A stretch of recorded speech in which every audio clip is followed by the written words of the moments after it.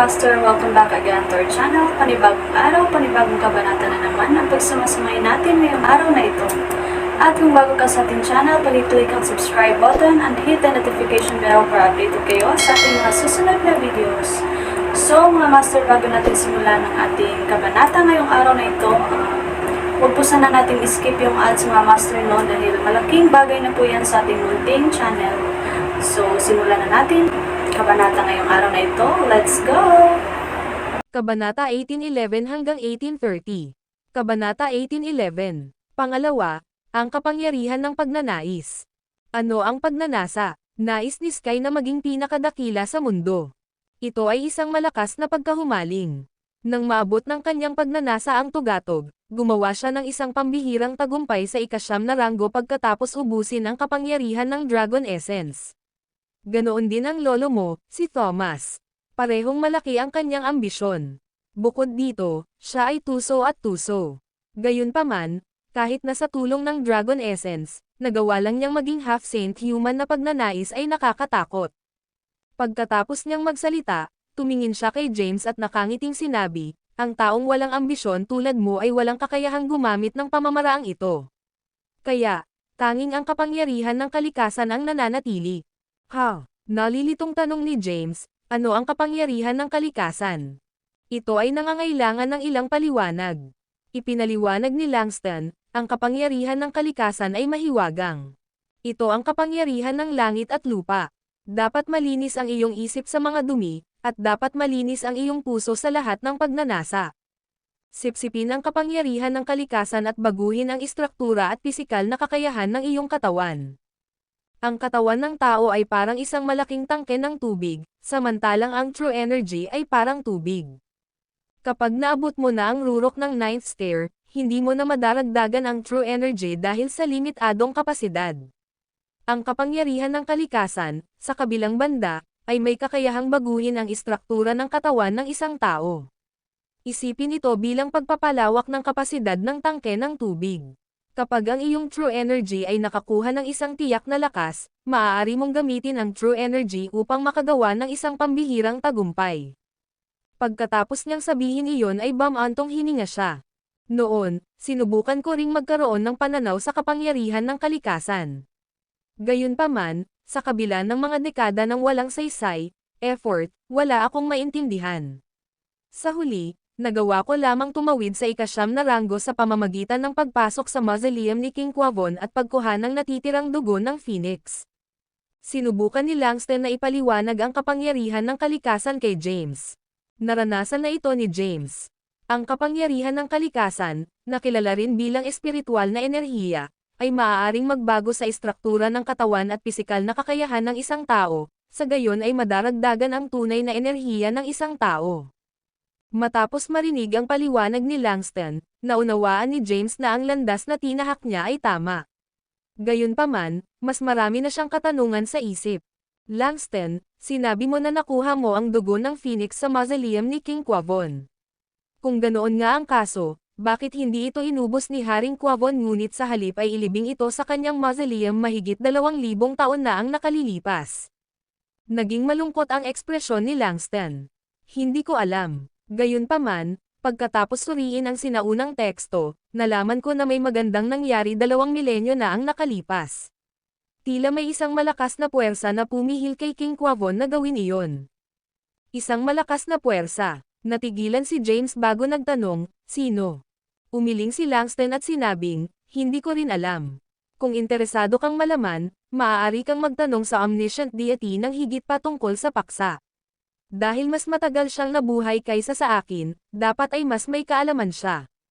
Nang marinig ito, pinagsalikop ni James ang kanyang mga kamay at sinabing, salamat, Langston. Tumingin sa kanya si Langston at nagtanong, ano ang lakas mo ngayon? Nakakuha ka na ba ng pananaw sa kapangyarihan ng kalikasan? Isang bahagyang ngiti ang sumilay sa mukha ni James. Nang makita ito, naunawaan kaagad ni Langston. Tapos, umalis si James katabi si Thea. Ama, tumingin si Tyrese kay Langston. Nakangiting sabi ni Langston, bata pa siya, ngunit nakuha niya ang mahusay na pananaw sa kapangyarihan ng kalikasan. Naniniwala ako na ilang oras na lang bago siya tumawid sa ikasyam na ranggo. Ang kanyang landas ay ang nararapat. Lahat ng iba, kasama ako, ay dumaan sa backdoor route. Kahit tumawid kami sa ika-9 na ranggo, gumugol kami ng maraming oras sa paghahanap ng tamang landas. Gayunpaman, nahanap ito ni James bago pa man siya tumawid sa ika-9 na ranggo. Talaga, bumantong hininga si Tyrese. Siya ay isang napakatalino na tao. Sa lahat ng mga taon na ito, napanood ko siyang lumaki mula sa isang inosenteng binata at naging isang bihasang commander-in-chief. Ang kanyang puso ay magnanimous, at ang kanyang isip ay bukas at malawak. Marahil ang isang tao lamang na tulad niya ang makakakuha ng pananaw sa tunay na landas ng paglilinang. Ma'am, tumanggaw si Langston at sinabing, gayunpaman, nagtataka ako kung paano tumawid ang omniscient deity sa ika-9 na ranggo. Bagamat narinig ko ang tungkol sa kanya kahit isang milenyo ang nakalipas, wala akong alam tungkol sa kanyang lakas dahil hindi ko pa siya nakipaglaban sa labanan. Ito ang perpektong pagkakataon upang masaksihan ang kanyang tunay na lakas. Ang video na ito ay edited by Urban Storytelling. Kabanata 18:12. Lumipas ang gabi ng tahimik. Kinabukasan. Ito ang araw ng labanan sa pagitan ni Sky at Omniscient Deity, dalawang 9th rank martial artists. Dahil marami ang hindi pa nakakita o nakarinig tungkol sa tunay na lakas ng isang 9th rank martial artist, humigit kumulang 1,000 tao ang dumating upang manood ng palabas. Nang sumikat ang araw sa abot tanaw, lumitaw si Sky. Nakatayo sa tuktok ng Mount Curtain, nakasuot siya ng isang leisure suit, at ang kanyang ekspresyon ay kalmado at maayos. Pagtingin niya sa paligid, sumilay ang ngiti sa kanyang mukha. Walang nakakaalam kung sino ang kanyang amo. Ang dahilan kung bakit pinili niyang hamanin ang Omniscient Deity at hindi ang prinsipe ng Orchid Mountain ay dahil plano niyang ipahayag sa mundo ang kanyang pagiging alagad sa Omniscient Deity. Sa ganoong paraan, ang kanyang katanyagan at prestihiyo ay mapapalakas ng husto at kakalat sa malayo at sa buong mundo. Sa panahong iyon, maraming makapangyarihang martial artist ang gustong sumama sa kanya at sa bansang Takriores. Sa tingin ba ninyo ay kayang talunin ni Sky ang Omniscient Deity? Hindi pwede. Sinasabi ng mga alingawngaw na ang Omniscient Deity ay isang immortal na nabuhay sa loob ng 2 milenyo. Si Sky ay hindi hihigit sa 200 taong gulang. Masyadong malaki ang kanilang pagkakaiba sa edad. Ang lakas ng Omniscient Deity ay tiyak na umabot sa isang hindi kapani-paniwalang antas. Paano magkakaroon ng pagkakataon si Sky laban sa kanya? Eksakto ang iniisip ko. Saan nakuha ni Sky ang tiwala niya? Agad niyang hinamon ang isang martial artist na umabot sa ika-9 na ranggo 2,000 taon na ang nakalilipas nang siya mismo ay tumawid sa ika-9 na ranggo. Talagang matatalo si Sky. Hindi pa nakalagay sa bato ang labanan. Baka may alas siya. Marami ang nag-uusap ng pabulong. Walang optimistic tungkol sa mga posibilidad ni Sky. Iilan lang ang naniniwalang mananalo siya sa laban. Narinig ni Sky ang ilan sa mga komento ng karamihan. Gayunpaman, hindi siya naabala. Ito talaga ang gusto niya. Nais niyang maliitin siya ng karamihan, para lamang siya ang magwagi. Magdudulot ito ng mas malaking pagkabigla. Kapag natalo niya ang Omniscient Deity, siya ang magiging pinakadakila sa mundo. Lumipas ang oras. Maya-maya, tanghali na. Gayunpaman, ang Omniscient Deity ay wala pa ring nakikita. Ang karamihan ng tao ay nagsimulang maging hindi mapakali. Anong nangyayari? Bakit wala pa ang Omniscient Deity? Baka naman takot siya kay Sky. Hindi pwede. Maghintay na lang tayo ng ilang sandali pa. Nang ang mga tao ay naiinis sa paghihintay, ang Omniscient Deity ay nagpakita sa tuktok ng Mount Curtain. Tumayo siya 100 metro ang layo mula kay Sky at tumingin sa kanya ng mahinahon, binibigkas ang bawat salita, masyado kang ambisyoso, Sky. Hindi ko inaasahan na aabisuhan mo ang mundo ng ating laban. Hindi inaasahan ng Omniscient Deity ang maraming tao rito. Kung siya ay matalo, ang kahihinatnan ay magiging kakilakilabot. Halika, sumenya si Sky. Nakasuot ng tahimik na hitsura sa kanyang mukha, sinabi ng Omniscient Deity, dahil mas matanda ako sa iyo, bibigyan kita ng pribilehiyo na gumawa ng unang hakbang. Sige, kung ganoon, sabi ni Sky. Pagkatapos, sa isang kisap mata, siya ay nagpakita sa harap ng Omniscient Deity. Nagkaroon ng commotion sa crowd. Ang bilis naman. Tulad ng inaasahan sa isang 9th rank martial artist. Ni hindi ko makita ang galaw niya. Itinaas ni Sky ang kanyang palad at hinampas ang omniscient deity. Kahit na ang palad ay mukhang ordinaryo mula sa labas, ito ay talagang may hawak na napakalaking kapangyarihan. Itinaas ng omniscient deity ang kanyang kamay upang salubungin ang pag-atake ni Sky. Boom! Nagtama ang kanilang mga palad. Sa sandaling iyon, ang mga alon ng nakakatakot na true energy ay naputol sa hangin, at ang Mount Kirkton ay tila nasa bingit ng pagkawatak-watek. Ang mga tao ay nagmamadaling umatras sa labas ng hanay ng Mount Kirkton at patuloy na nanonood ng labanan. Mabilis na hinawakan ni James ang kamay ni Thea at inihatid siya sa ligtas na lugar. Ang video na ito ay edited by Urban Storytelling. Kabanata 18:13. Bumantong hininga si Thea, kaya kung maglakad mag-isa, James. Nagpatuloy ang labanan sa Mount Kirkton. Matapos magbanggaan ang kanilang mga palad, ang omniscient deity ay nagmamadaling napaatras. Si Sky naman, nag-offensive. Ang kanyang mga galaw ay maliksi, at ang kanyang mga pag-atake ay mabangis. Paulit-ulit niyang tinutukan ang mga mahahalagang bahagi ng omniscient deity. Ang omniscient deity, samantala, ay pinalihis lamang ang kanyang mga pag-atake. May mga pagkakataon kung saan maaatake niya si Sky. Gayunpaman, sa mga mahahalagang sandali, pinili niyang huwag umatake. Dumagundong. Dahil ang dalawa ay 9th rank martial artists, ang kanilang aura lamang ay sapat na upang masira ang Mount Kirkton. Ang bundok, na 1,000 metro ang taas, ay naging mga durog na bato sa loob lamang ng ilang minuto. Arg! Umungol si Sky at itinaas ang kanyang espada. Pagkatapos, sumugod siya patungo sa omniscient deity sa bilis ng kidlat. Umikot ang alikabok, at nagkapira-piraso ang mga bato. Nalaglag ang mga puno at agad na naging abo. Nang siya ay 100 metro ang layo mula sa omniscient deity, naglazlas siya gamit ang kanyang espada. Isang sword light ang lumitaw at sumugod patungo sa target nito. Itinaas ng omniscient deity ang kanyang kamay, at natipon ang malakas na enerhiya sa kanyang palad, na nagpalihis sa sword light. Gayunpaman, kahit na nagawa niyang ilihis ang pag-atake, gayunpaman ay sumuray-suray siyang paatras at bumagsak sa lupa. Bago pa siya makatayo ay nasa tabi na niya si Sky, idiniin ang espada sa leeg niya. Ano? Napatulala ang lahat, kakasimula pa lang ng labanan. Paano madaling natalo ang omniscient deity? Masyado lang ba siyang mahina? Masyado bang malakas si Sky? Sa larangan ng digmaan, ibinaba ni Sky ang tingin sa omniscient deity. Natalo ka, Master. Nang marinig ito, huminga ang karamihan.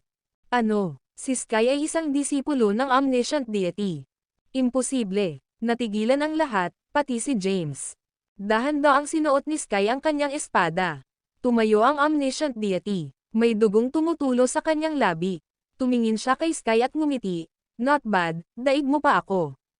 Inaamin ko ang pagkatalo ko. Hindi sumagot si Sky at tumalikod na lang para umalis.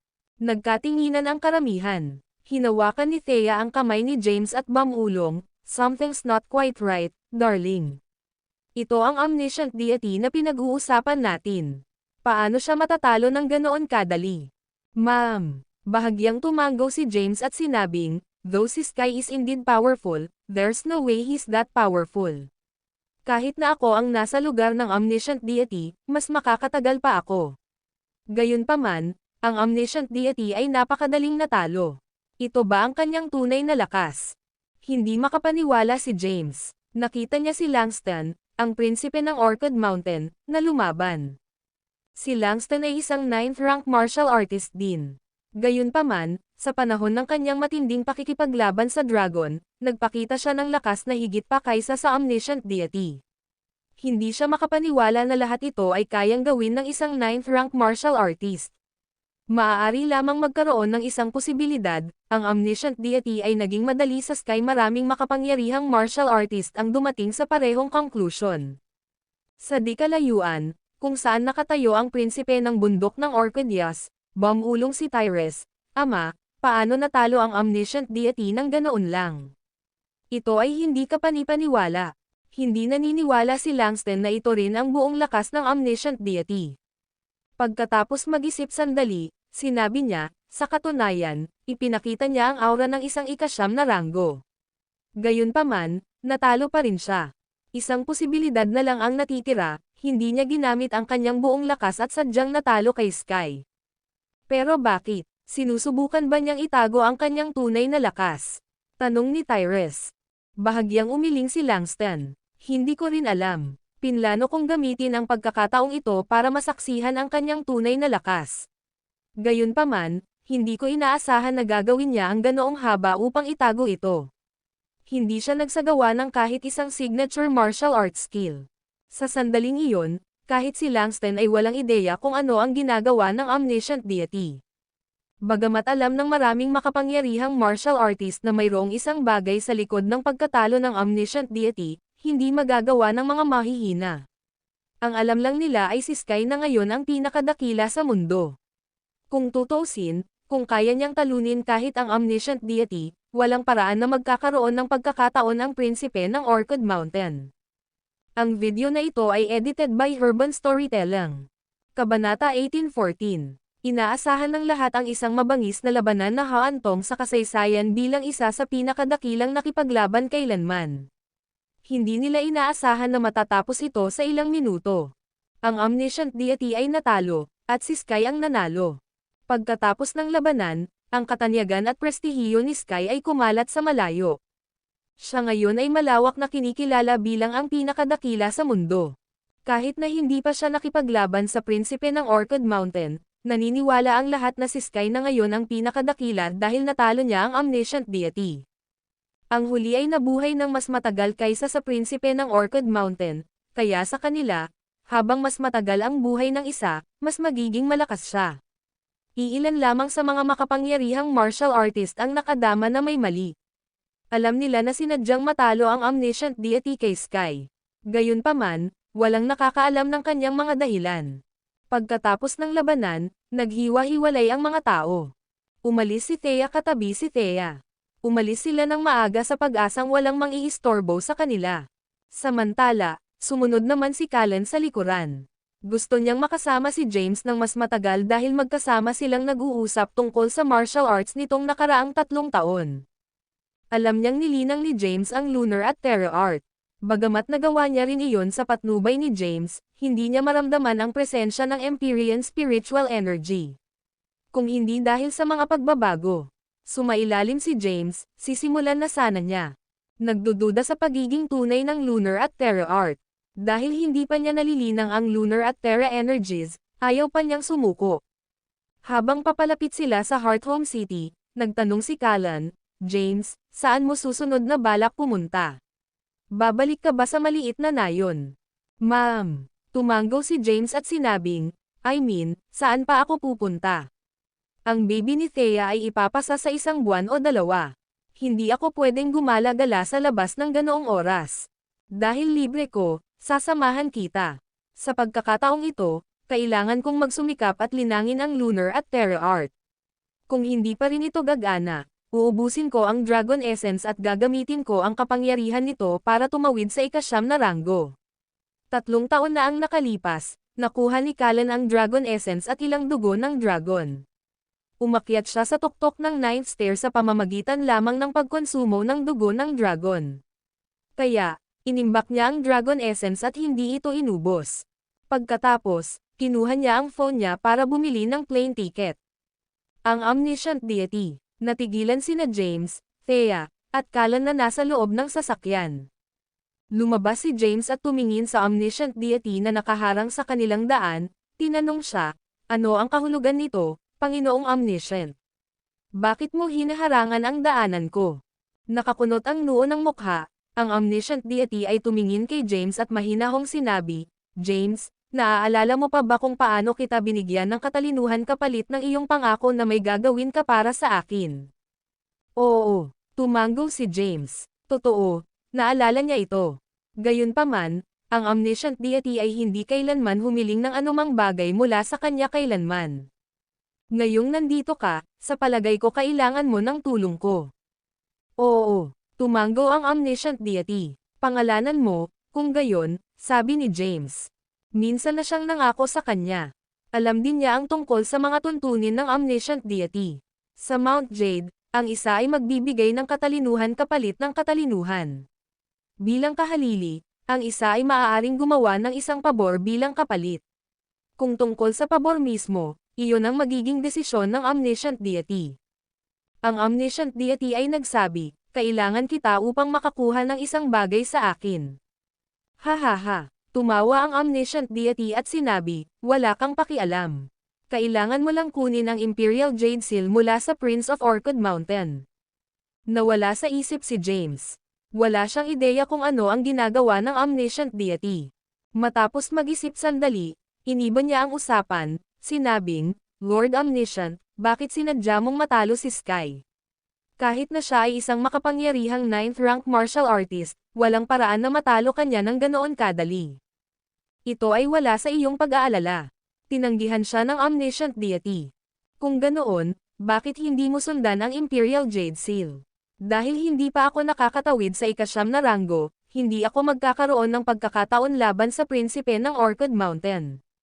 Ikaw, sa kabilang banda, maaaring magkaroon ng pagkakataon. Ang omniscient deity ay nanunuya. This is none of my business. Dahil nailista ko na ang aking kahilingan, ikaw na ang baalang gumawa ng plano. Pagkatapos niyang magsalita ay tumalikod na siya para umalis. Maghintay. Napahinto naman si James sa oras. Nilingan siya ng omniscient deity at nagtanong, may iba pa ba kayong problema? Sinabi ni James, gusto kong humingi ng payo sa iyo tungkol sa martial arts. Magsalita ka. Pagkatapos, nagpatuloy si James, na curious ako na malaman kung paano mo nagawang tumawid sa ika-9 na ranggo. Ano ito? Tanong ni James. Ang Imperial Jade Seal ng bansang Lothian. Ha? Nang marinig niya ito, natigilan si James bago nagtanong. Lord Omniscient, bakit mo gustong makuha iyon? Dapat ay walang silbi para sa iyo, hindi ba? O baka iniisip mo na maaari kang maging emperador ng Lothian sa pamamagitan lamang ng pagkontrol sa Imperial Jade Seal nito. Ang video na ito ay edited by Urban Storytelling. Kabanata 18:15. Ang ika-9 na ranggo, ha? Ang omniscient deity ay bumulong-bulong bago sinabi, naaalala kong sinabi ko sa iyo ilang taon na ang nakararaan na kailangan ng isang tao na magkaroon ng insight at magkaroon ng sapat na karanasan sa buhay upang makagawa ng isang pambihirang tagumpay. Oo, ginawa mo. Tumango si James. Ngunit iniisip ko kung maaari mong ilarawan ito ng mas detalyado. Tumingin sa kanya ang omniscient deity at sinabing, saang yugto ka nakarating? Naramdaman mo na ba ang kapangyarihan ng kalikasan? Ma'am, tumango si James. Nang marinig ito, huminga ng malalim ang omniscient deity. Minsan niyang pinayuhan si James na magkaroon ng insight bago subukang masira ang ika-9 na ranggo. Ang unang hakbang sa pagkakaroon ng pananaw ay ang pag-unawa sa kapangyarihan ng kalikasan. Sa tulong lamang ng kapangyarihan ng kalikasan ang isang tao ay makakalagpas sa hadlang sa kaharian at makatawid sa ika-9 na ranggo. Ito ang tamang landas. May mga mahigpit na pangangailangan na dapat tuparin ng isang tao bago maramdaman ang kapangyarihan ng kalikasan at Empyrean spiritual energy. Ang isa ay dapat na hindi mapigilan ng mga tanikala ng ambisyon, dapat ay nakaranas ng malalaking pagsubok sa buhay, at dapat magkaroon ng malaking lapit sa kalikasan.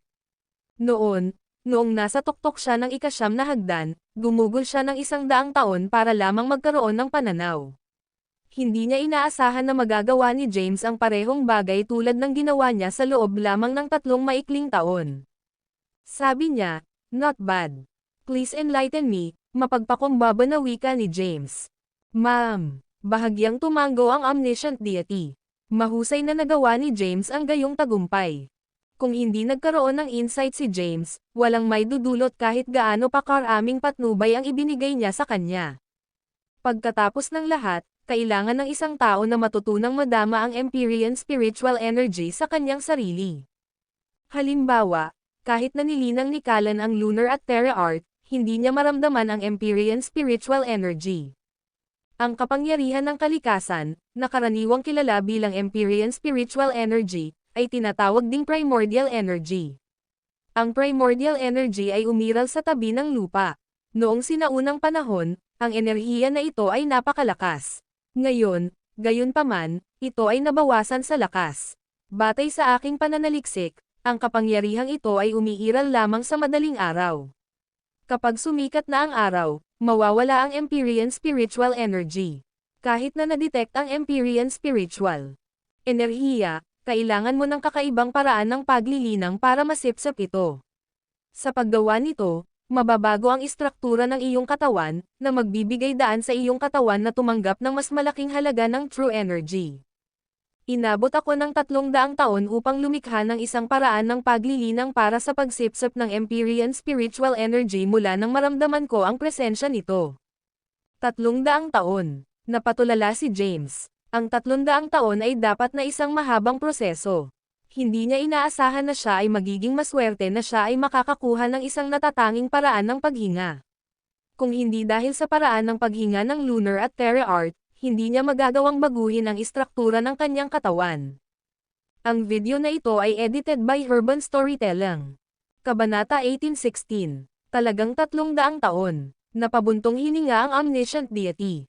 Inabot siya ng 300 taon para lamang gumawa ng cultivation method para ma-absorb si Empyrean espiritual na enerhiya. Tumingin siya kay James at pinuri ito, "You've done well.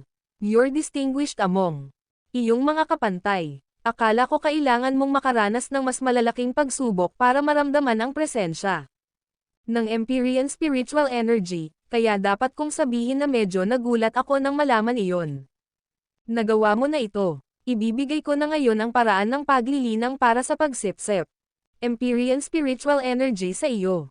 Nang marinig ito, bahagyang iwinagayway ni James ang kanyang kamay at sinabing, "Hindi na kailangan yan."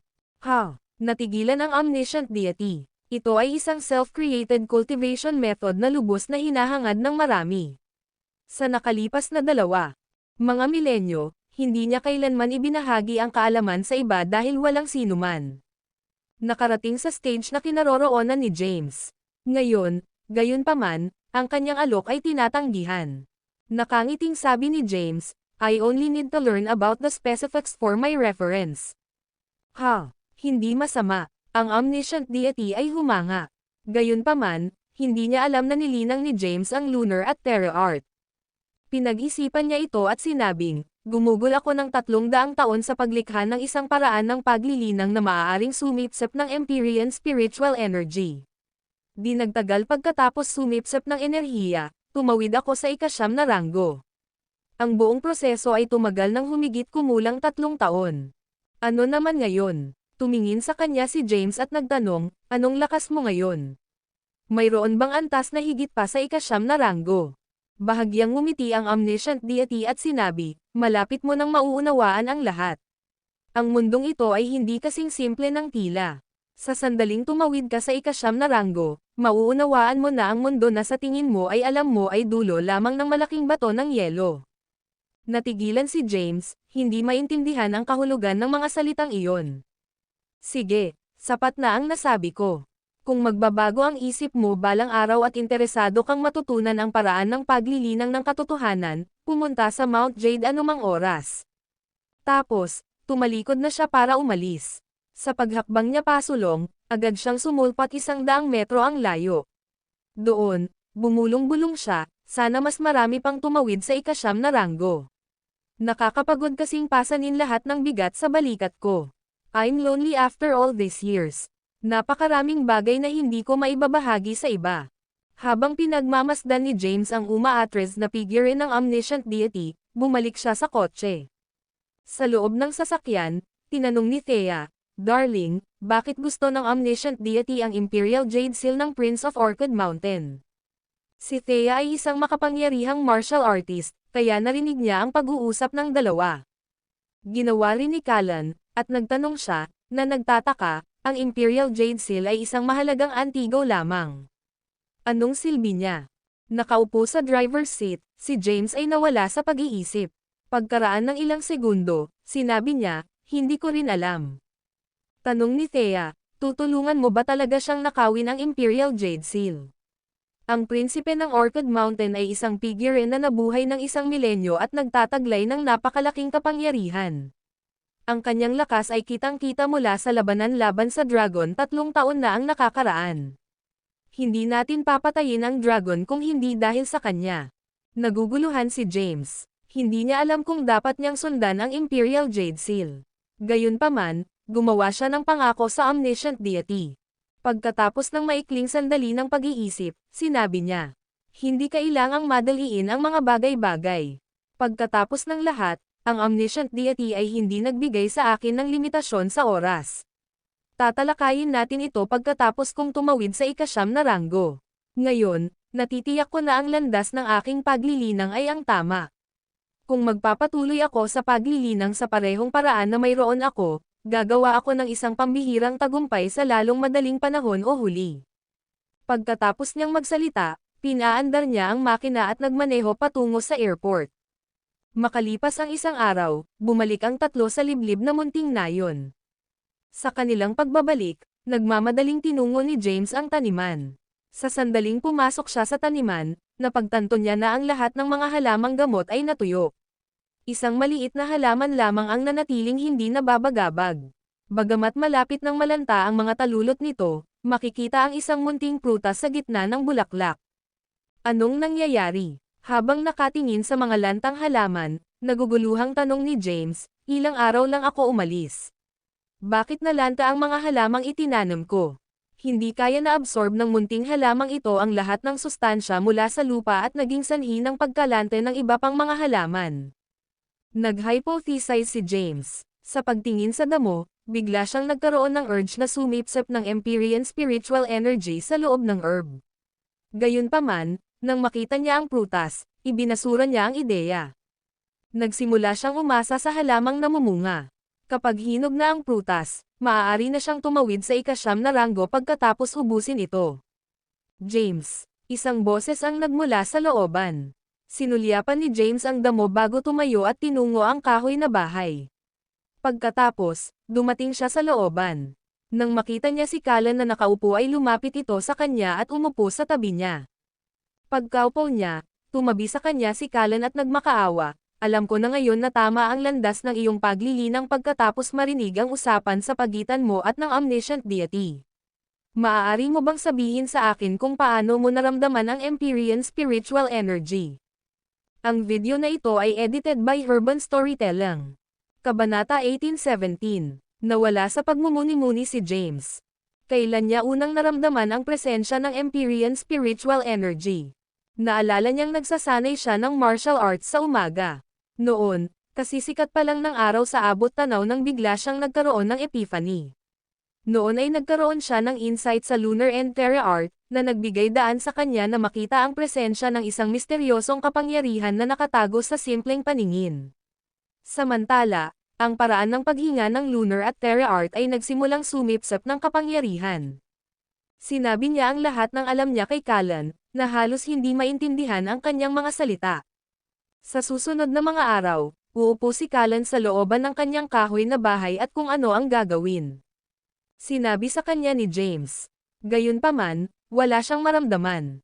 Hindi niya maramdaman ang presensya ng Empyrean spiritual energy kahit saan.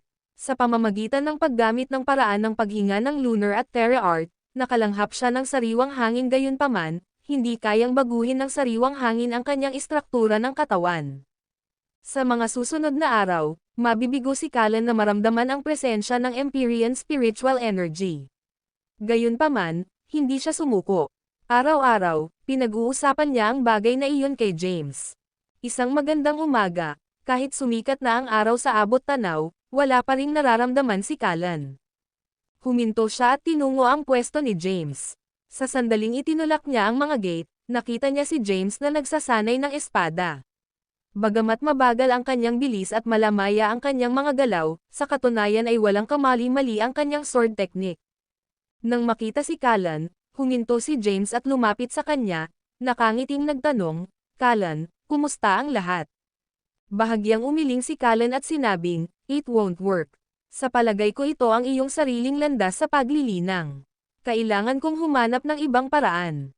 Pagkatapos ng lahat, sinabi nga ng omniscient deity na kailangan ng isang tao na magkaroon ng insight sa kanyang sarili. Ang simpleng pagbibigay ng kaalaman sa iba ay hindi gagana. Ano itong amoy? Napakabango nito. Nakaamoy ng bango si Callan. Noon, naamoy niya ang amoy na ito. Gayunpaman, ito ay hindi kasing matindi. Ngayon, ang halimuyak ay tumagos sa hangin. Ang video na ito ay edited by Urban Storytelling. Kabanata 18:18. Halos hindi ma-detect ang bango ilang araw na ang nakalipas. Ngayon, gayunpaman, ang halimuyak ay mas matindi. Napatingin si Callan kay James. Nakangiting sabi ni James, "To be honest with you, may nakita akong munting herb na naglalaman ng bakas ng Empyrean spiritual energy sa kabundukan ilang araw na ang nakalipas. Kaya, ibinalik ko ang damo at itinanam sa aking taniman. Ngayon, lahat ng iba ko pang halamang gamot ay nalanta, at tanging ang halamang iyon na lang ang natitira."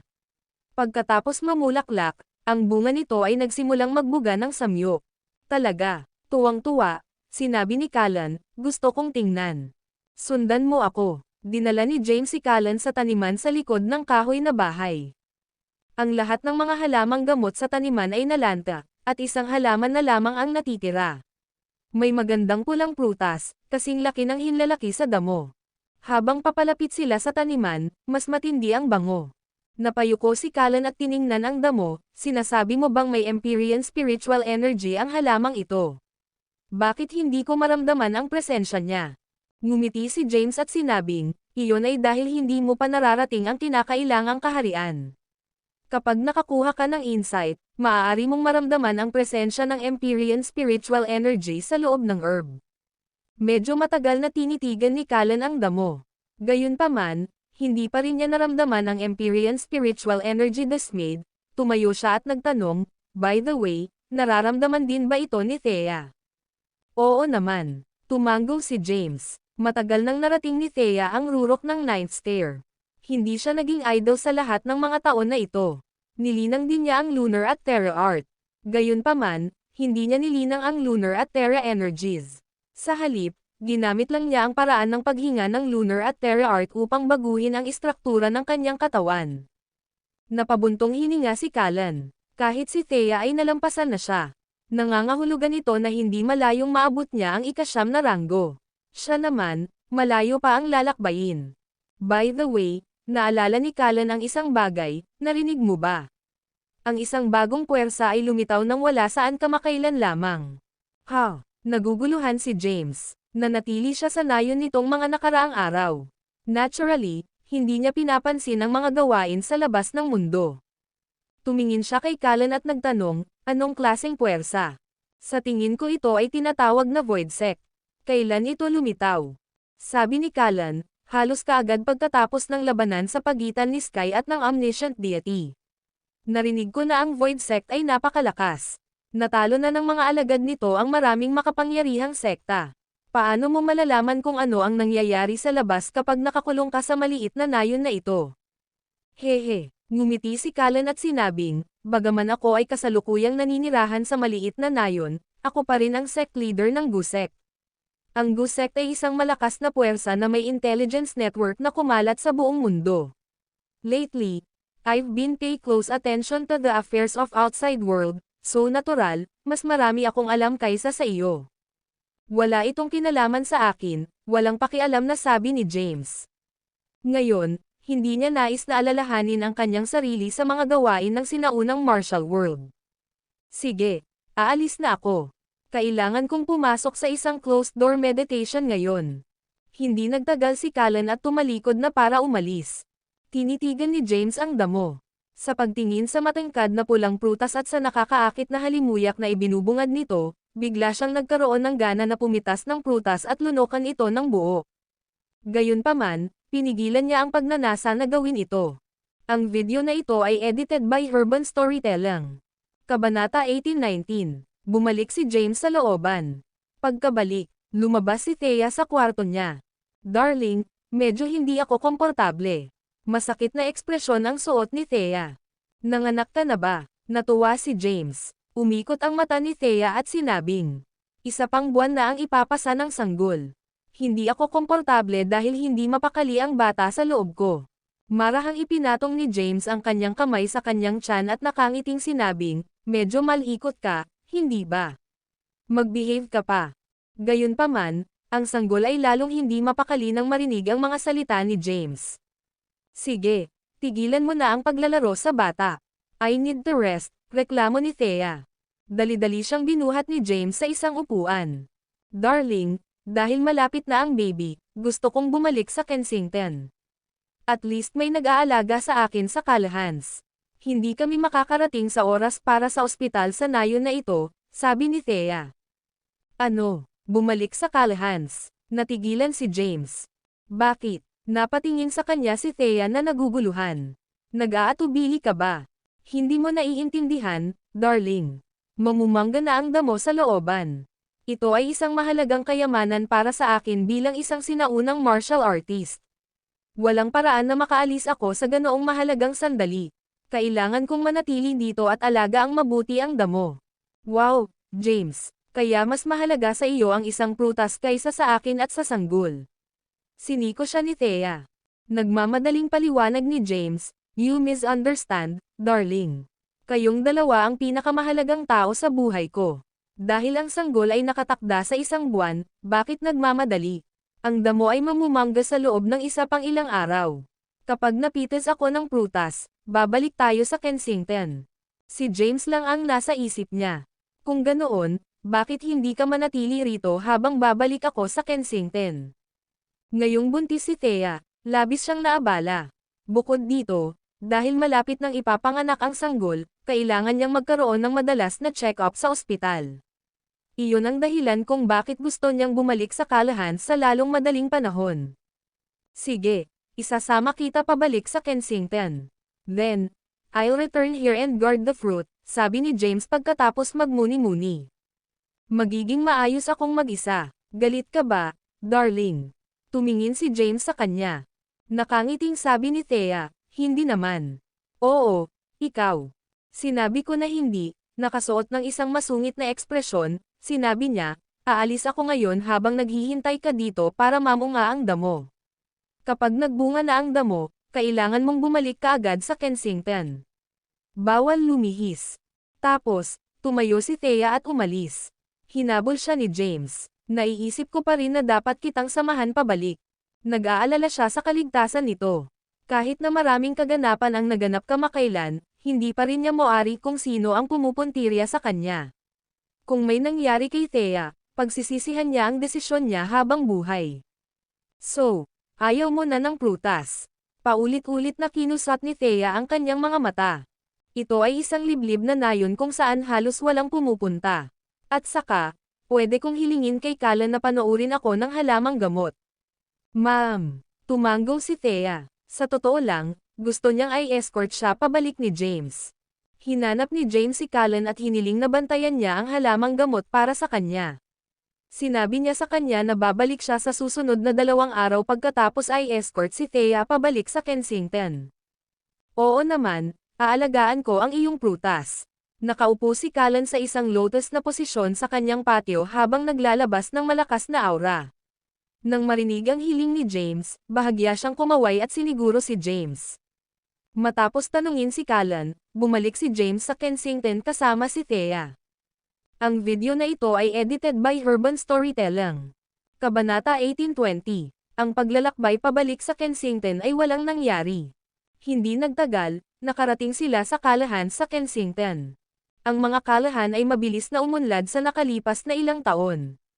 Iyon ay dahil ang pamilya ay nagkaroon. Sumailalim sa isang malaking restructuring, na hinati ang pamilya sa 2 grupo. Ang isang grupo ay mananatili sa lungsod at namamahala sa mga negosyo sa labas ng mundo, samantalang ang isa pang grupo ay magsasanay ng martial arts sa mga suburb.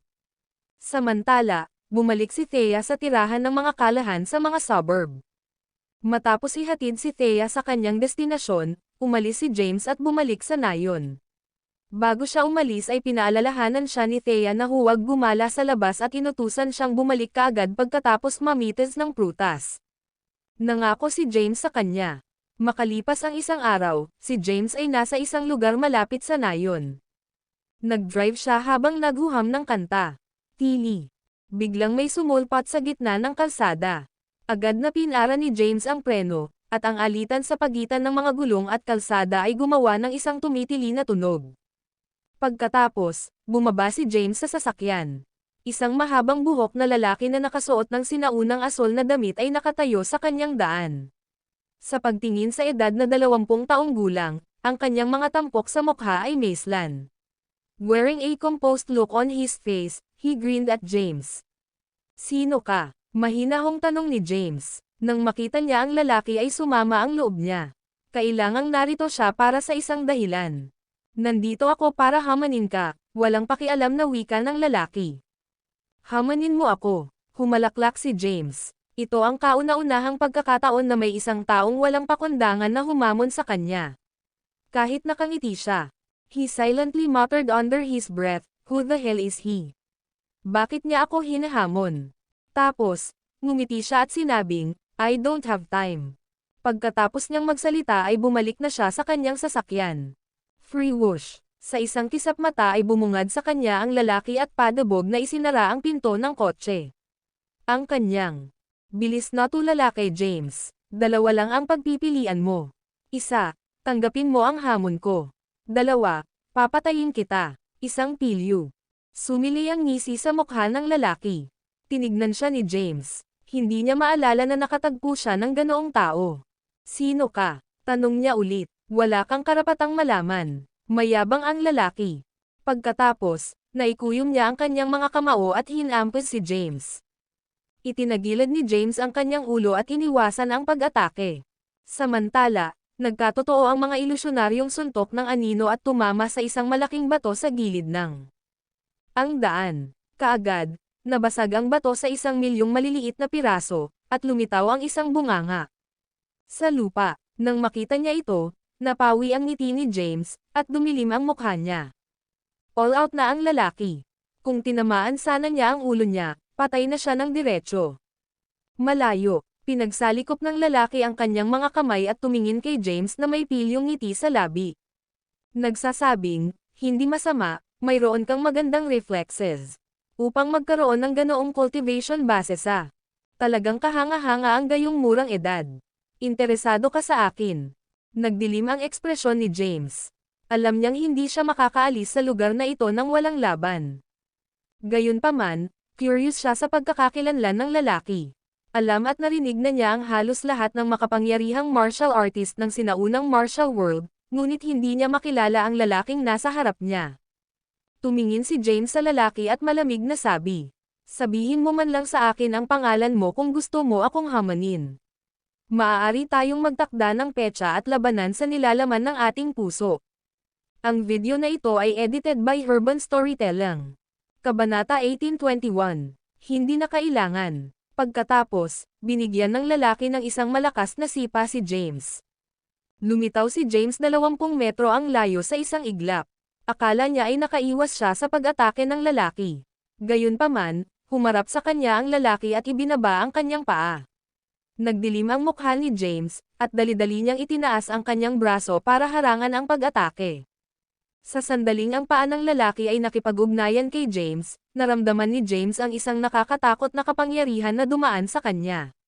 Sa isang iglap, pinalipad siya ng ilang metro ang layo habang pinuputol ang malakas na enerhiya sa hangin.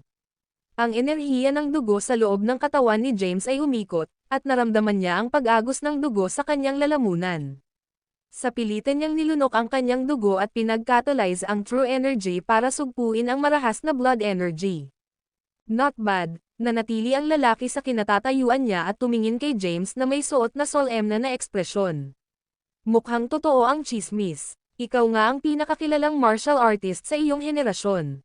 Ipaglaban mo ako ng buong lakas mo, anak, kung hindi, ito na ang iyong huling pahingahan. Bagamat pinupuri ng lalaki si James, ramdam ni James ang malalamig na balak na pagpatay sa kanyang mga mata. Hindi niya naranasan ang ganitong pakiramdam sa loob ng maraming taon. Dumilim ang mukha ni James. Hindi niya gustong makipag-away sa hindi kilalang lalaki na ito.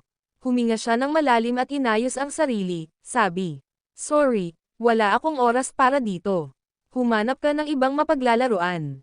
"Maglalaro," ngumisi ang lalaki. "Anak, sa tingin mo pinaglalaroan kita?" Habang sinasabi niya iyon ay humarap siya kay James sa bilis ng kidlat at hinampas ang kanyang mga kamao. Hindi nais ni James na ipagpatuloy ang labanan, ngunit siya ay ganap na alerto. Nagmamadali siyang umiwas sa atake. Boom! Nalampasan ng pag-atake ng lalaki ang target nito at tumama sa lupa ng malakas. Agad na lumitaw ang isang bunganga na ilang metro ang lalim. Umikot ang alikabok, at naging abo ang mga bato sa paligid. Anong kapangyarihan? Huminga ng malalim si James. Sino ito? Paano siya nagkaroon ng ganoong lakas? Bakit niya sinubukang harapin siya ng hampas ng kamatayan kahit na hindi pa niya ito natatawid? Habang si James ay nawala sa pag-iisip, ang lalaki ay humampas muli. Damn you! Galit na galit si James. Kahit na siya ay umatras sa mga bundok at hindi na inaalala ang kanyang sarili sa mga gawain ng sinaunang martial world, hindi siya natatakot na gumamit ng karahasan. Ngayong niloloko na siya ng lalaking nasa harapan niya, galit na galit siya.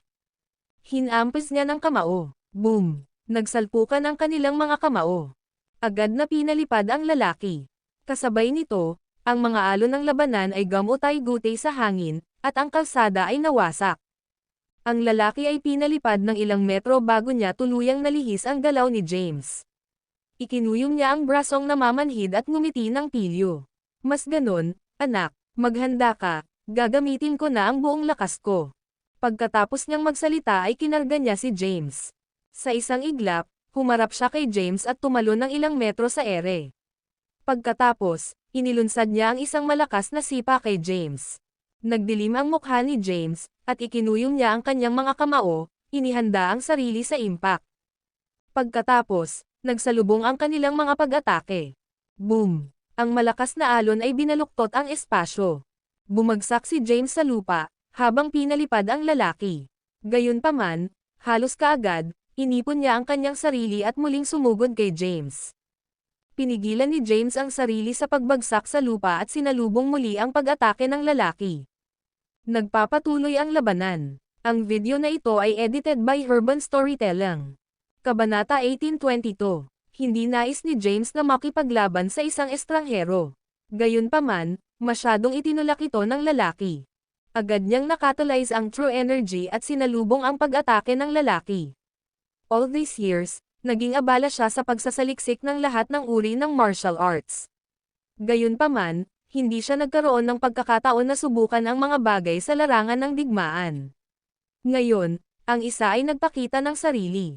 Ang larangan ng digmaan ay hindi masyadong malayo sa nayong tinitirhan ni James.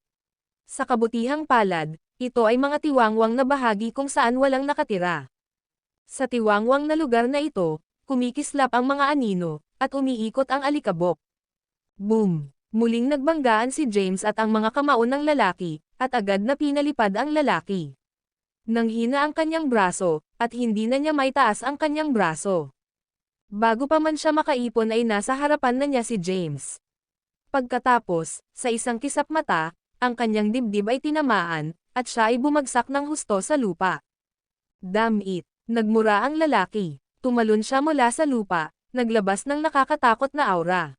Naapektuhan ng aura ang paligid, at umiikot ang alikabok. Pagkatapos, sinugod niya si James.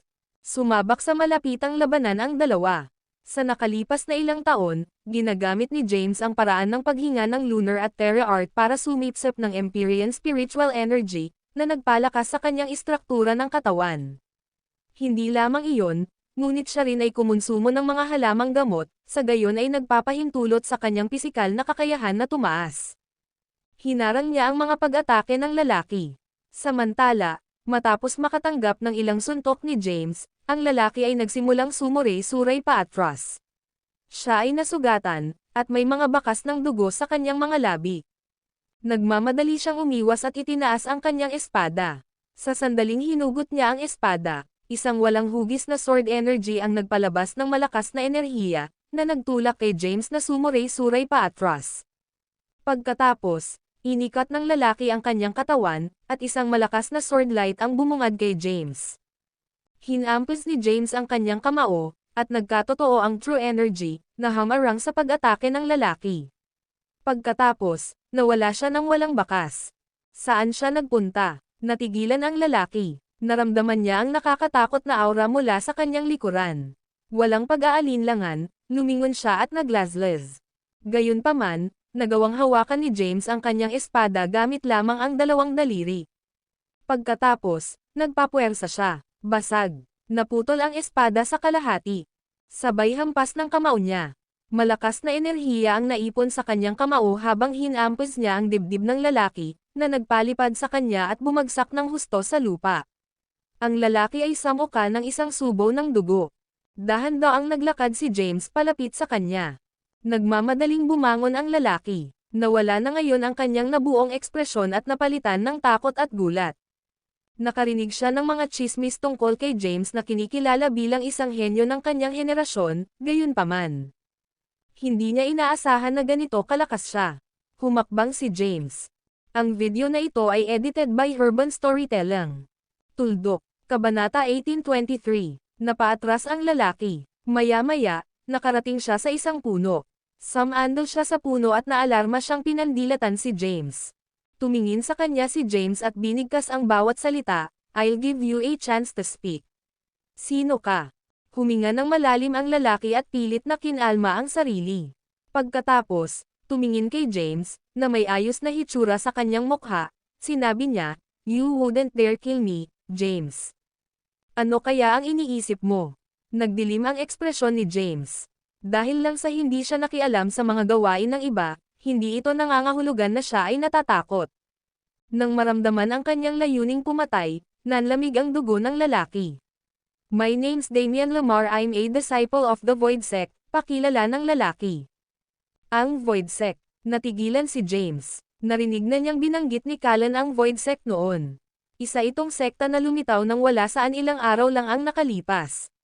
Bagaman ito ay isang bagong tatag na sekta, naglibot ito sa paghamon sa iba't ibang sinaunang martial artist at tinalo sila. Noon, hindi niya ito pinansin. Hindi niya inasahan na may isang taong mula sa sekta na humarap sa kanya at hamanin siya sa isang tunggalian. Nakakunot ang kanyang mga kilay, tinanong niya, "Anong uri ng sekta ito? Saan nagmula ang Void Sect? Bakit mo ako hinamon?" Pinunasan ni Damian ang bakas ng dugo sa kanyang mga labi at pinag-catalyze ang true energy para sugpuin ang marahas na blood energy sa loob ng kanyang katawan. Pagkatapos, tumingin siya kay James na may pilyong ngisi sa kanyang mukha. "Ang isang hamak na lalaki na tulad mo ay walang karapatang malaman ang tungkol sa Void Sect. James Caden, inaamin ko na mas malakas ka kaysa sa inaasahan ko. Gayunpaman, isa lang akong ordinaryong disipulo ng Void Sect. Marami pang iba na mas malakas kaysa sa akin. Maghintay ka lang, magkakaroon ng mas makapangyarihang mga miyembro ng Void Sect dito na hamanin ka."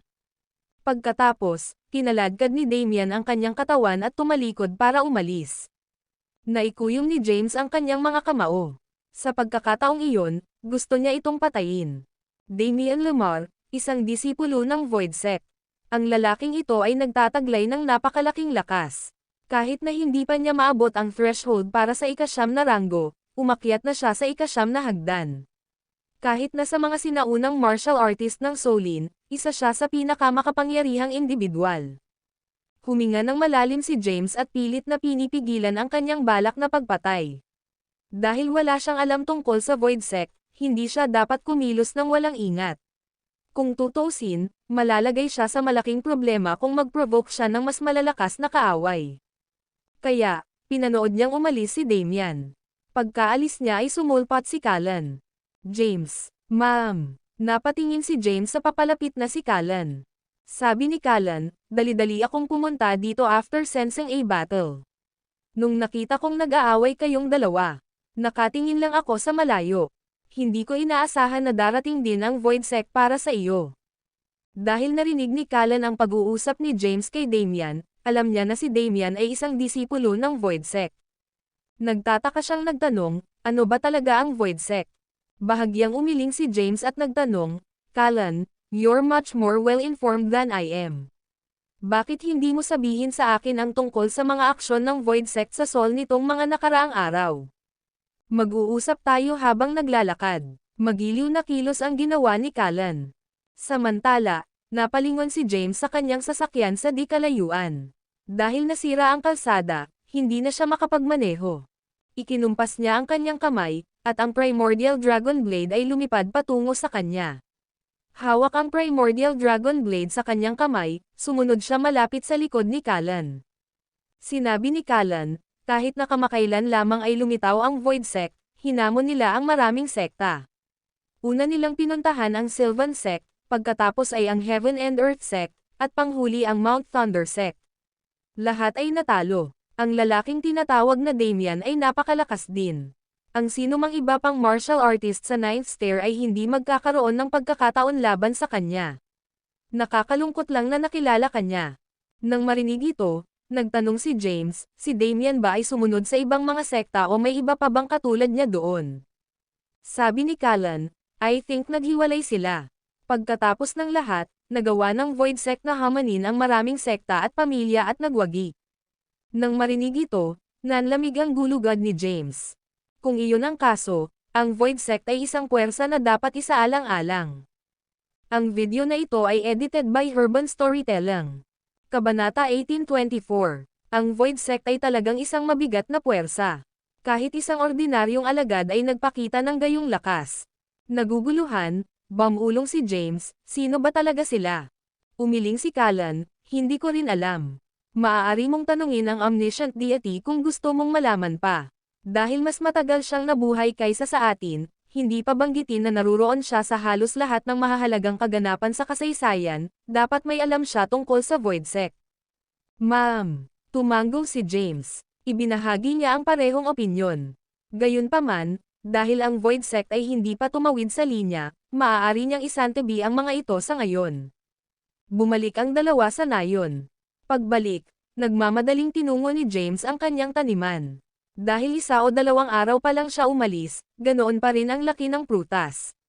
Gayunpaman, ito ay mas mapula at mas kaakit-akit kaysa dati. Kailangang pigilan ni James ang pagnanasang lunukan ito ng buo. James, binantayan kong mabuti ang iyong mahalagang halaman sa nakalipas na 2 araw. Walang dumating para magnakaw nito. Napangiti si Callan. Salamat, pare. Nagpasalamat si James. Ngayon, kailangan na lang niya ng halamang gamot para mamunga para tumawid sa 9 na ranggo. Dahil hindi ninais ni James na may mangyari na hindi inaasahan, nanatili siya sa nayon at binabantayang mabuti ang damo. Araw-araw, pinagmamasdan niyang mabuti ang mahiwagang prutas. Gayunpaman, ang laki ng prutas ay tila nananatiling eksaktong pareho. Hindi naman nagmamadali si James kaya matiag ang naghintay. Habang naghihintay, hindi siya nag-aksaya ng oras bagkus ay nag-practice siya ng martial arts. Tuwing umaga, pupunta siya sa courtyard at sumisipsip ng Empyrean spiritual energy na lilito lamang sa dapit hapon. Hindi nagtagal, lumipas ang 2 linggo. Sa nakalipas na 2 linggo, malapit nang makipag-ugnayan si James kay Thea. Walang kaganapang nangyari sa kanya. Ano ba, James? 2 linggo na ang nakalipas. Bakit hindi ka pa bumabalik? Bulong ni Thea sa telepono. Nakangiting sabi ni James, I'll be back soon, I promise. Nakayuko siya at sinusuri ang prutas. Kahit na lumipas ang 2 linggo, ang laki ng prutas ay nanatiling pareho. Naunawaan kaagad ni James na dumating na ang oras para mamitis siya ng prutas. Thea, bigyan mo pa ako ng ilang araw. Pumitas ako kaagad ng prutas. Babalik ako sa tabi mo kapag naubos ko na ito at tumawid sa 9 na ranggo. Don't worry, andyan ako kapag nanganak ka. Kailangan pumunta sa ospital para sa check-up, binababa ko na. Ibinaba ni Thea ang telepono. Samantala, inilapag ni James ang kanyang telepono at tiningnan ang mahiwagang prutas. Matapos mag-alinlangan sandali, pumitas siya ng prutas. Kaagad, ang Empyrean spiritual energy sa loob ng misteryosong damo ay naubos, at nagsimula ang damo, nalalante sa loob lamang ng 1 minuto, ang damo ay nalanta. Ano? Napatulala si James. Seryoso ba itong nalante ng ganoon lang? Nang tingnan niya ang pulang prutas na kasing laki ng hinlalaki, bamulong siya, magandang bagay ito, sa palagay ko. Umaasa ako sa bagay na ito, ay makakatulong sa akin na gumawa ng isang pambihirang tagumpay sa 9 na ranggo ng sabay-sabay. Hawak ang prutas sa kanyang kamay, bumalik si James sa looban at umupo sa isang lotus position. Matapos mag-alinlangan saglit, ibinuka niya ang kanyang bibig at nilunok ng buo ang prutas. Sa sandaling kinain niya ang prutas, napuno ng halimuyak ang kanyang bibig. Pagkatapos, isang mainit na agos ang kumalat sa buong katawan niya. Sa sandaling iyon, bumukas ang mga pores ni James, at dahan-dahan siyang lumutang sa hangin. Kasabay nito, ang isang pulang sinag mula sa loob ng kanyang katawan. Ang video na ito ay edited by Urban Storytelling. Kabanata 1825. Nang marinig ang ingay, nagmamadaling tinungo ni Callan si James. Sa sandaling dumating siya sa courtyard, nakita niya si James na lumulutang sa hangin, at ang kanyang katawan ay nagliliwanag ng pulang sinag. Ano sa? Natigilan si Callan. Ipinikit ni James ang kanyang mga mata at pinag-catalyze ang lunar at terra arc upang mabilis na maabsorb ang enerhiya sa loob ng kanyang katawan. Ang Empyrean spiritual energy na tinataglay ng misteryosong prutas ay sobrang puro at marilag kaya napatulala si James. Kung ang Empyrean spiritual energy na hinihigop ni James tuwing umaga ay isang patak ng hamog sa umaga, kung gayon ang Empyrean spiritual energy na taglay ng prutas ay parang malawak na karagatan. Matapos ubusin ni James ang mahiwagang prutas, nagsimula siyang magpino at sumipsip ng Empyrean spiritual energy upang madagdagan ang kanyang true energy. Kasabay nito, sa Takriores, naka-golden robe si Sky habang nakaupo sa main hall ng kanyang palasyo.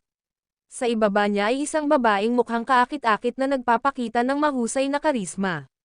Bumaba ang tingin ni Sky kay Maxine na may bahagyang pagkadismaya. Sinabi niya, "So ito ang ideya na naisip mo." Tumanggaw si Maxine at sinabing, "Tama.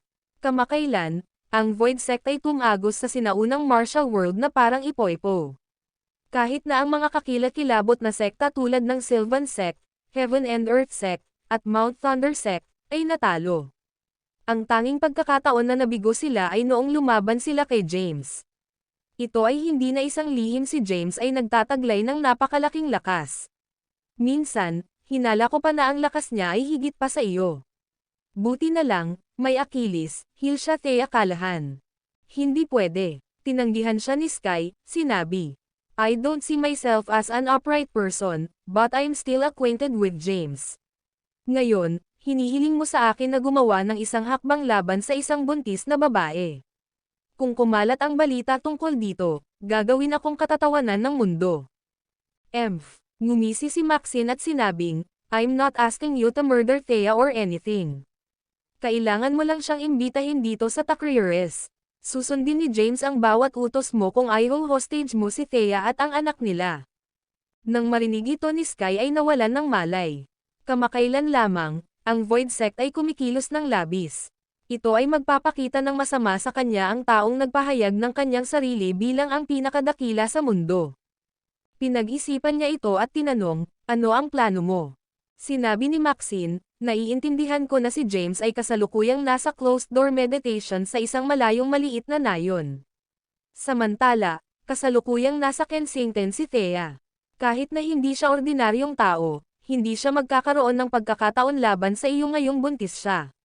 Bantaan siya ng kaunti at gagawa siya ng kompromiso para protektahan ang kanyang malapit ng ipanganak na sanggol. Suhestyon ni Maxine, walang magagawa si James kundi sundin ka kung i-hostage mo si Thea dito sa Takriores. At saka, maaari mong patayin ang 2 ibon gamit ang isang bato sa pamamagitan ng pagpapalaban ni James sa Void Sect sa ngalan mo. Nakikita ko. Mukhang magandang ideya iyon. Sandaling pinag-isipan ni Sky ang bagay na iyon. Naniniwala siya na tama ang ideya ni Maxine. Bagamat kasuklam-suklam sa kanya na gumawa ng gayong masamang gawain, ito ang pinakamahusay na magagamit na opsyon. Ang Void Sect ay nagngangalit at malapit ng talunin ang bawat makapangyarihang martial artist. Ang tanging pagkakataon na nagkamali sila ay noong pinili nilang hamanin si James sa isang labanan. Bukod dito, ipinakalat ng Void Sect na babalik sila para hamanin muli si James. Sige, pupunta ako kaagad sa Kensington. Sa isang kisap mata, nawala si Sky nang walang bakas. Bahagyang ngumiti si Maxine nang tumalikod na siya para lisanin ang Takriores Palace. Makalipas ang isang araw, nagpakita si Maxine sa main hall ng Japire Palace. Nangunguna ang isang binata na nakasuot ng dragon robe. Tumingin siya kay Maxine nang walang pag-aalinlangan at sinabing, Maxine, bakit ka na parito? Apo, narinig ko na ang Sky ay nagnanais na gumawa ng hakbang laban sa Void Sect.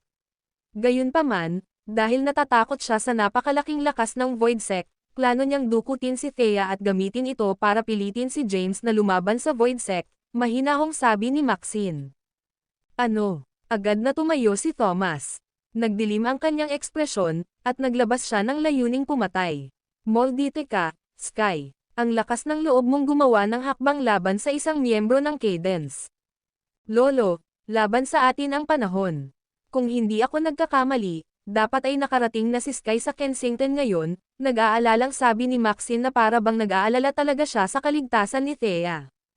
Ang video na ito ay edited by Urban Storytelling.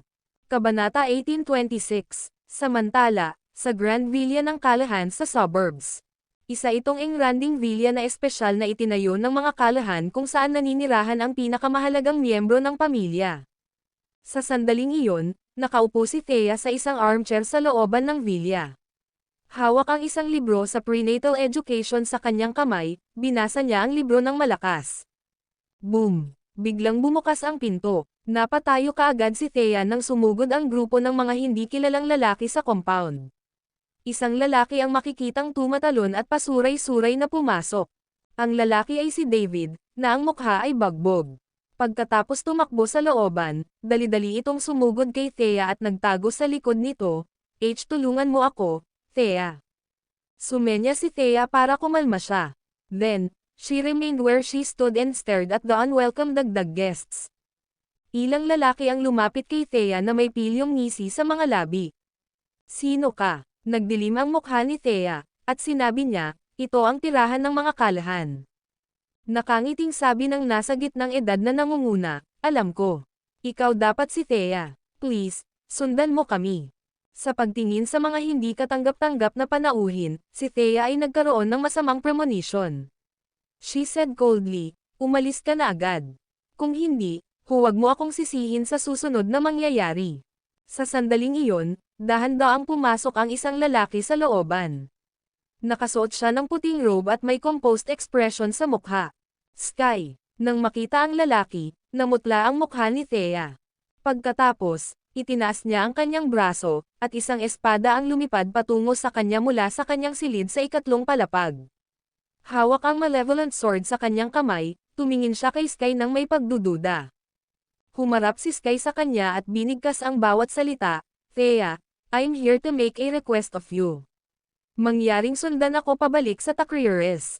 Huwag mo akong gawing karahasan. Inaamin ko na kahanga-hanga ka, ngunit wala kang pagkakataon laban sa akin. At saka, gaya ng sinabi mo, ito ang tirahan ng mga Callahan.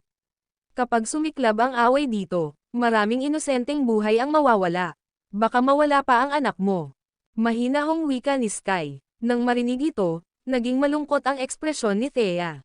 Tumingin siya kay Sky at nagtanong, ano ang ibig sabihin nito, Sky? Ang mga Callahan ay hindi kailanman nagalit sa iyo. Anong ginagawa mo dito? Kunin mo siya. Agad namang nagutos si Sky. Agad namang nag-espadahan ang kanyang mga nasasakupan. Sa sandaling iyon, lumabas si Lex at ang iba pa sa villa. Nang makitang hawak ni Thea ang malevolent sword sa kanyang kamay at nakipag-away sa isang grupo ng mga armadong lalaki, natigilan sila. Mabilis na lumapit si Lex sa kanila at mamulong, ito ang tirahan ng mga Callahan. How dare you? Pinigilan siya ni Thea sa oras, Lolo, bumalik ka na sa villa. Ipaubaya sa akin ang lahat. Thea, tawagan mo si James. Habang sinasabi niya iyon, sinakuban niya ang malevolent sword. Alam niyang hindi siya papayag na magkaroon ng labanan dito. Si Sky ay isang 9th rank Grandmaster, kaya hindi siya magkakaroon ng pagkakataon laban sa kanya. Bukod dito, ang mga Callahan ay tiyak na kaladkarin sa labanan. Isa pa, buntis din siya. Hindi niya maaaring ipagsapalaran ang pagkawala ng kanyang anak. Tumingin si Thea kay Sky at sinabing, I can live with you. Gayunpaman, kailangan mong sabihin sa akin ang dahilan. Ito ay wala sa iyong pag-aalala. Alisin mo siya, malamig na utos ni Sky. Lumapit ang ilang lalaki kay Thea at sinabing, pakiusap, sundan mo kami. No choice si Thea kundi sumunod. Kayong mga B*****, dudurugin ko kayo. Isang batang Callahan ang sumugod sa kanila. Ang video na ito ay edited by Urban Storytelling. Kabanata 1827. Gayunpaman, sa sandaling humakbang siya pasulong, agad siyang napaatras at bumagsak ng husto sa lupa habang sumusuka ng isang subo ng dugo. Noon, umalis na si Thea kasama si Sky. Samantala, mabilis na inilabas ni Lex ang kanyang telepono at tinawagan si James. Bagamat dumaan ang tawag, walang sumasagot sa telepono. Paulit-ulit siyang tumawag, ngunit sa kabila ng maraming pagtatangka, walang tumatawag sa telepono. So, he opted to send James a message. Something bad happened, James. Dinukot si Thea. Bumalik ka agad sa Kensington. Nagtipon para sa isang pulong ang mahahalagang miyembro ng Callahan. Lolo, sino yung dumukot kay Thea? Tanong ni Tommy. Naging malungkot ang ekspresyon ni Lex. Ngayon na ang mga Callahan ay naging isang sinaunang Marshall family, siya ay naging malapit sa mas malawak na sinaunang Marshall world, kaya alam niya ang isa o dalawang bagay. Narinig niya ang napakalaking presensya at impluwensya ni Thea sa sinaunang Marshall world. Dahil kusang umalis si Thea kasama ang lalaki, nangangahulugan lamang ito na ang lalaki ay nagtataglay ng nakakatakot na lakas. Lolo, may nakita akong video. Binuksan ng isang bata ang isang video at sinabing, siya si Sky, ang kasalukuyang sect leader ng Celestial Sect at gayon din ang Emperor ng Takriores. 2 linggo na ang nakalipas, nakipaglaban siya sa omniscient deity sa Mount Kirkton at natalo siya. Kaya, siya ang pinakadakila sa mundo ngayon. Nang marinig niya ito, nanghina ang katawan ni Lex, at bumagsak siya sa sofa. Nakasuot ng malungkot na ekspresyon, sinabi niya, ano ang nangyayari? Kailan natin na-provoke si Takriores? Bakit nila inalis si Thea? Anong balak niya? Inilabas niya ulit ang phone niya at tinawagan si James. Gayunpaman, hindi na natuloy ang tawag. Ang mga Callahan ay nasa isang panic mode pagkatapos ng pagdukot kay Thea. Pagkaraan ng isang araw, dumating si Thomas sa Kensington kasama ang mga tagapag-alaga ng Japire, sina Tobias at Lukjan. Sa pasilyo ng villa ng mga Callahan. Thomas, ngumuso si Lex habang sinasabi, si Thea ay dinukot ni Sky. Kailangan mo siyang iligtas. Damn it. Binasag ni Thomas ang mesa, na nagkapira-piraso. Huminga siya ng malalim para piliting pakalmayan ang sarili. Then, looking at Lex, he said, don't worry, I'll bring Thea back safely. By the way, nasaan si James? Sabi ni Lex, maraming beses ko siyang tinawagan pero walang sumasagot sa telepono. Ma'am, walang pakialam si Thomas kay James. Kailangan niyang pumunta sa Takriores at ibalik si Thea. Alam niyang malapit ng mangganganak ang anak ni Thea, at hindi niya hahayaang mangyari ang anumang aksidente. Sino ang mga ngahas na saktan ang Kayden bloodline? Tumayo siya at tumalikod para umalis, habang si Tobias at Lukjan ay sumunod malapit sa likuran.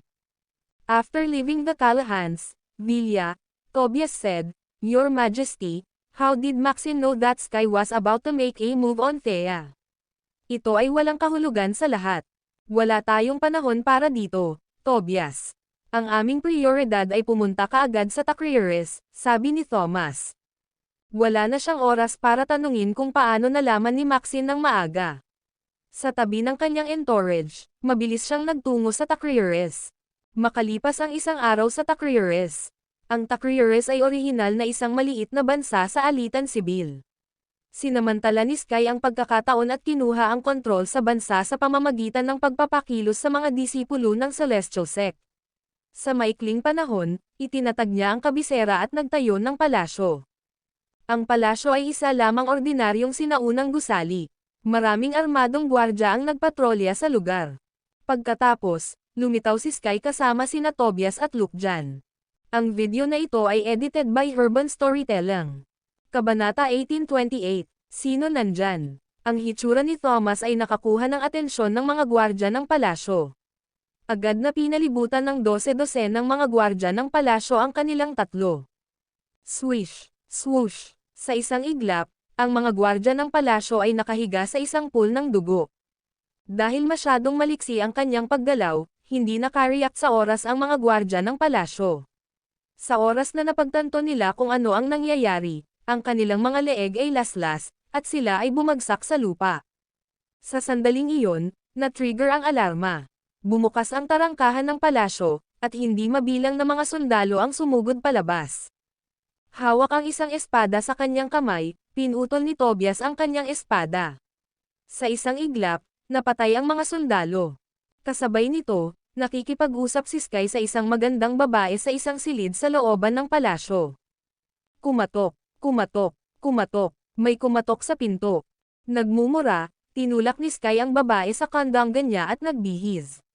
Pagbukas ng pinto, Pinandilatan niya ang nakaluhod na lalaki sa labas ng courtyard at pinagsabihan siya, ano ang nangyayari? Kamahalan, mayroon kaming mga nanghihimasok. Sino ang manggahas? Ako ito. Isang boses ang nagmula sa kanyang likuran, at napalingon si Sky. 3 tao ang lumapit sa kanya. Nangunguna si Thomas, na galit na umungol. How dare you, Sky? Ano ang iniisip mo na maaari kang pumili ng isang kaidan ayon sa gusto mo? Nang makita si Thomas, lumapit si Sky sa kanya habang malamig na sinabi, nagtataka ako kung sino iyon. Kaya ikaw, Thomas Kaidan, Emperor ng Japira. Ano sa tingin mo ang ginagawa mong diretso sa aking palasyo? Hindi ka ba natatakot na baka gawin ko rin ito sa iyo? Putol ng Kree *T. Nasaan si Thea? Tanong ni Thomas. Kaya pumunta ka para sa kanya. Malamig na sabi ni Sky, oo, ako ang kumuha sa kanya. Pero anong magagawa mo para pigilan ako? Seryoso niyang sinabi na parang wala siyang pakialam sa opinyon ni Thomas. Dapat may death wish ka. Itinaas ni Thomas ang malignant sword, at ang walang anyo na sword energy ay pinutol sa hangin. Iniwasan ni Sky ang kanyang atake. Kaagad, ang gusali sa likuran niya ay naging mga durog na bato. Lumitaw si Sky 100 metro ang layo at pinandilatan si Thomas. Nagdilim ang kanyang ekspresyon, at malamig na sinabi niya, pupututin kita. Pagkatapos, sinugod niya si Thomas. Kaagad, si Tobias at Lukjan, na nasa likod ni Thomas sa lahat ng ito, ay humakbang pasulong at pinigilan ang pag-atake ni Sky. Nagsalpukan ang kanilang mga kamao. Boom! Ang malakas na enerhiya ay sumabog at nawasak ang palasyo. Sa isang iglap, hindi mabilang na mga katawan ang nakahiga sa lupa na hindi gumagalaw. Napaatras si Sky, habang sina Tobias at Lukjan ay pinalipad at bumagsak ng husto sa lupa. Nang masaksihan ang pagkawasak ng palasyo at marinig ang masakit na sigaw ng mga nasugatan, nagdilim ang mukha ni Sky. Ito ay pansamantalang palasyo lamang para kay Sky, ngunit ito ay kumakatawan sa kanyang kapangyarihan at impluwensya. Ngayon, nawasak ang lahat. Kung kumalat ang balitang ito, gagawin siyang katatawanan ng mundo. Naikuyong niya ang kanyang mga kamao sa galit. How dare you, Thomas? Itinutok ni Thomas ang malignant sword kay Sky. Kahit na siya ay isa lamang half-saint, siya ay immortal. Dahil dito, hindi siya natatakot kay Sky, isang 9th rank Grandmaster, sa lahat. Malamig niyang sinabi, kung hindi mo ibibigay sa akin si Thea, lilipulin ko si Takriores at ang lahat ng mga mamamayan nito. Ikaw, galit na galit si Sky. Gayunpaman, hindi siya nag-alinlangan sa kanyang lakas. Kung tutuusin, talagang may kakayahan si Thomas na gawin ito. Bagamat tiwala siyang kaya niyang talunin si Thomas, ang kanyang kuta sa Takriores ay mapapawi kung sumiklab ang labanan. Ang video na ito ay edited by Urban Storytelling. Kabanata 1829. Hindi ninais ni Sky na mangyari ito. Kahit na ang Takriores ay isang maliit at hindi gaanong kabuluhan na bansa sa entablado ng mundo, binalak niyang gamitin ang Takriores bilang isang foothold upang masakop ang mga teritoryo at palawakin ang bansa sa pinakamalaking sa planeta, at marahil ang nag-iisang natitira sa mundo. Thomas, gumawa ka na naman, at si Thea at ang kanyang anak ay mamamatay na. Tumingin si Sky kay Thomas na may ngiti sa labi. Halos nandito na si Thomas ay dinukot niya si Thea. Ito ay nangangahulugan lamang na pinahahalagahan ni Thomas si Thea at ang sanggol sa loob ng kanyang sinapupunan. Sa kasalukuyan, hindi niya nais na labanan si Thomas sa kanyang sariling teritoryo dahil sa takot na sirain ito. Ang populasyon ng Takriores ay nasa milyon-milyon lamang. Kung sila ay mapahamak, halos imposible para sa kanya na paunlarin ang bansa. Ikaw, galit na galit si Thomas. Nuji siya. Ha ha ha. Sa pagkakataong iyon, isang tawa ang bumalot. Napalingon ang lahat. Ang prinsipe ng Orchid Mountain. Namutla ang mga mukha ni na Thomas, Sky, Tobias, at Lukjan. Pagtingin sa prinsipe ng Orchid Mountain, nagdilim ang mukha ni Sky habang sinabi niya, anong ginagawa mo dito sa Takriores, prinsipe ng Orchid Mountain? Lumitaw si Langston ng ilang metro sa taas. The moment he took a step forward, nasa lupa na siya bago si Sky. Tumingin siya kay Sky at malamig na sinabi, nandito ako para mamasyal, syempre. Sky, masyado mo nang itinulak ito sa pagkakataong ito. Sa tingin mo ba ay magagawa mo ang lahat ng gusto mo dahil lang sa natalo mo ang omniscient deity? How dare you make move on Thea Callahan? Ano ang kinalaman nito sa iyo? Malamig na sabi ni Sky. Nandito si Thomas dahil asawa ng apo niya si Thea. Bakit nandito rin si Prince of Orchid? Ano sa tingin mo? Napangiti ng mahina si Langston. Free whoosh. Sa isang kisap mata, humarap siya kay Sky. Pambihira ang kanyang bilis, at nang malaman ni Sky kung ano ang nangyayari, huli na ang lahat. Nararamdaman niya ang nakakatakot na pressure na nagpahirap sa kanya sa paghinga. Sinubukan niyang i-catalyze ang true energy para labanan ang pressure. Gayunpaman, sa sandaling na-catalyze niya ang true energy, isang matinding sakit ang nagmula sa loob ng kanyang katawan. Tumutulo ang pawis sa kanyang noo habang nilalamon siya ng takot. Kahit na ipinahayag niya ang kanyang sarili bilang ang pinakadakila matapos talunin ang omniscient deity, hindi siya nagkaroon ng pagkakataon laban kay Langston. Pasimpleng itinaas ni Langston ang kanyang braso at ipinatong ang kanyang palad sa dibdib ni Sky. Sa isang iglap, napalipad si Sky at bumagsak ng husto sa lupa, nasamukan ng isang subo ng dugo. Pagkatapos hampasin si Sky, binigkas ni Langston ang bawat salita, narito ang isang maliit na aral para sa iyo. Kung uulitin mo ang iyong pagkakamali, huwag mo akong sisihin sa susunod na mangyayari. Pagkatapos, sumulyap si Langston kay Thomas at sa iba pa bago tumalikod para umalis. Ano? Napatulala si Thomas. Alam niya ang tungkol sa lakas ni Sky. Bagamat masasabi niyang sinasadyang matalo sa kanya ang omniscient deity, naniniwala siya na walang power disparity sa pagitan ng mga 9th rank martial artist na ito.